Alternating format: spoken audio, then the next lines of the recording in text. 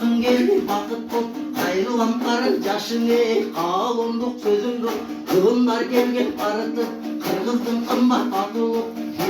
bir kez de koğa zamanda, birindep ketken çaçılıp, bağına kırgız elimden, bahtırı manastırılıp, başların boşkon çakırıp, abası bakay boş oydu, aldına koygun başkılıp.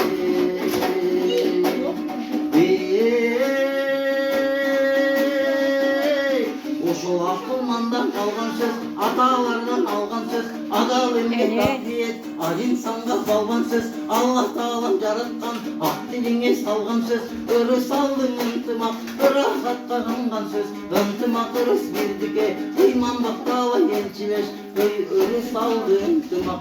ıntımak ırıs birdike, iman baktala elçileş.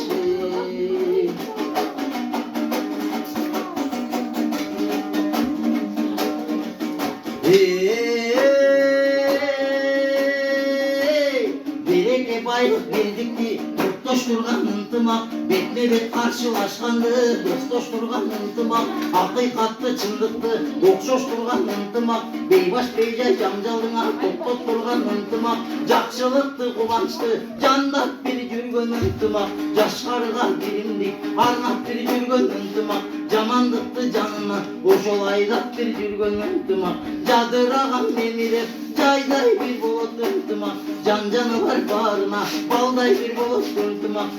janıp turgan jartırap, şanday bir bulut ıntımak, jaktırmagan çır jerge, barbay bir koyot ıntımak, boyluğun bir maksatlı, orunlatat ıntımak, o minde ortlasan, oşul yolundun açat ıntımak,